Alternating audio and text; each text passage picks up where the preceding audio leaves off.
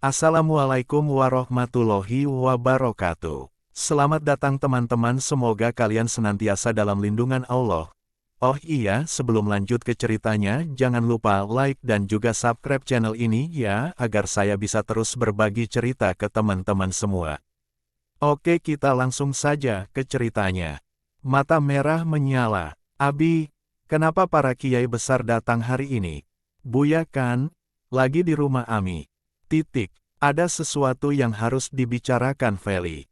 Lagi pula, bukannya kamu ada kelas fikih ya, sekarang? Kenapa nggak berangkat? Nanti telat loh. Iya sih, Bi. Tapi, sajian apa yang akan diberikan kepada para kiai besar itu?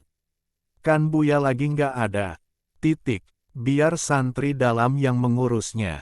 Lagi pula ini urusannya Abi dan para kiai besar itu. Kamu konsen aja dengan muhafadoh kamu untuk mendapat akreditasi pondok ini semakin baik. Baiklah, Bi. Feli berangkat dulu. Assalamualaikum, ucap Feli dengan mencium telapak tangan abinya. Feli Anggi Wiraatmaja, putri dari kiai besar yang telah membangun pondok pesantren itu dengan baik. Pondok pesantren Nirboyo, yah, itulah namanya. Pondok yang menduduki akreditasi A dalam kualitas pendidikannya, baik pendidikan Islam maupun pendidikan umum. Pondok tersebut dibagi menjadi dua tempat, di mana tempat tersebut dipisahkan oleh tembok besar. Pondok santri putri bersebelahan dengan pondok santri putra. Kegiatan pondok sama dengan kegiatan sekolah umum. Namun, perbedaannya adalah pada perkumpulannya. Dalam satu kelas sekolah umum, penghuninya adalah perempuan dan laki-laki. Sedangkan kelas di pondok untuk pembelajaran terdiri dari satu jenis, yaitu perempuan sendiri dan putra sendiri. Assalamualaikum, ucap Feli saat memasuki ruangan kelasnya. Waalaikumsalam, jawab salah satu teman sekelasnya. Lebih tepatnya, teman sebangkunya. Tumben jam segini masih sepi kelasnya. Biasalah, Neng, kan waktunya Pak Tasan. Jadinya gitu deh, kayak nggak tahu mereka aja. Oh, gitu ya, emang segitunya ya, Riz. Iyalah, masuk membawa kayu panjang kecil. Bagi siapa yang telat, langsung keluar kelas. Terus menghafalkan pelajaran hari itu juga setelah diterangkan.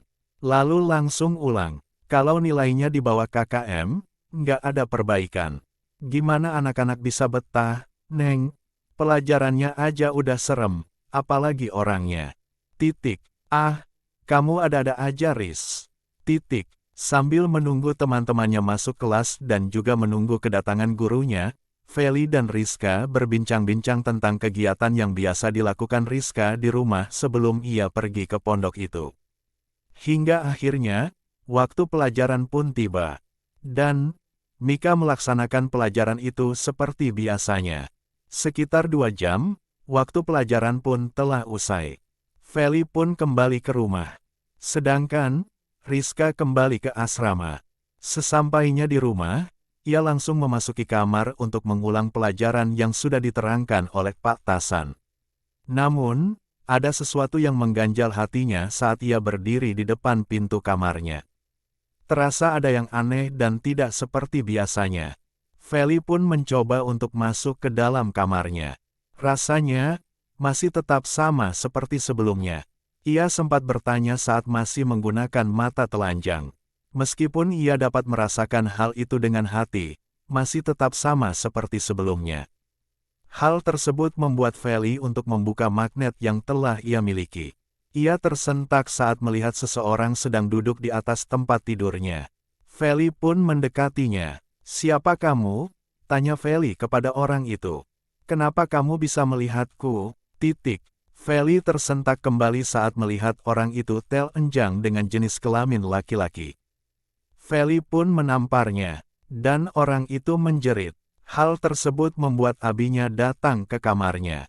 Tanpa menanyakan kejadian tersebut, abi Feli sudah dapat melihat kejadian itu sebelumnya dengan kemampuan supernatural yang dimilikinya.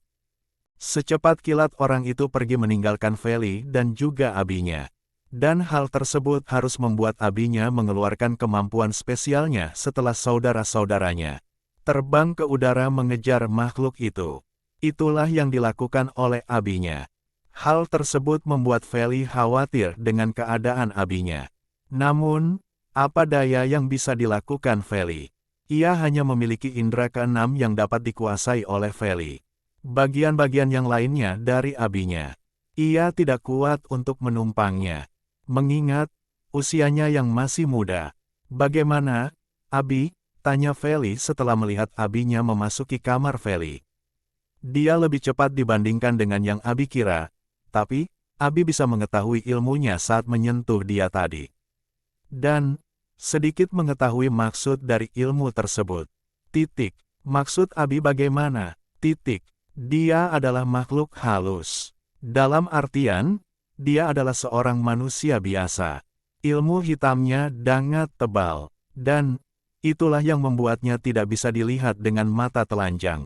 Untuk memperkuat ilmu hitamnya, ia harus meniduri wanita perawan 100 dalam waktu yang dekat. Hanya itu saja yang bisa Abi simpulkan untuk kamu. Namun, dengan begitu kamu harus lebih hati-hati. Alangkah indahnya jika kamu membuka indera keenammu untuk saat ini dan ke depannya. Demi menghindari dia apabila dia datang lagi. Lalu, bagaimana dengan santri putri? Mungkin dari mereka ada yang dihampiri. Dan, dia tidak datang hanya pada pondok kita, melainkan ke tempat-tempat lainnya. Sebaiknya, kita mengumpulkan para santri untuk mengantisipasi. Abi juga akan mengurus untuk pertemuan kiai besar untuk membahas ini. Setelah kejadian itu, semua santri mengambil piket dalam istighosah malam untuk menghindari makhluk tersebut. Namun, setelah diteliti kembali, ternyata benar apa yang dikatakan Abi Feli. Pondok sekitar juga merasakan hal yang sama setelah ada santri putri mendengar seseorang berjalan di atas atap di jam yang sama saat makhluk itu menghampiri Feli. Dengan begitu, makhluk halus patut untuk dipercayai. Meskipun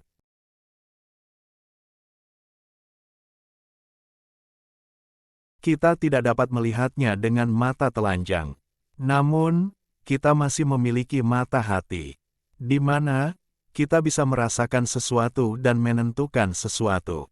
Oleh karena itu, tetaplah untuk di sisinya. Cerita selesai. Sampai jumpa di cerita selanjutnya, teman-teman. Semoga cerita ini dapat menghibur kalian ya. Wassalamualaikum warahmatullahi wabarakatuh.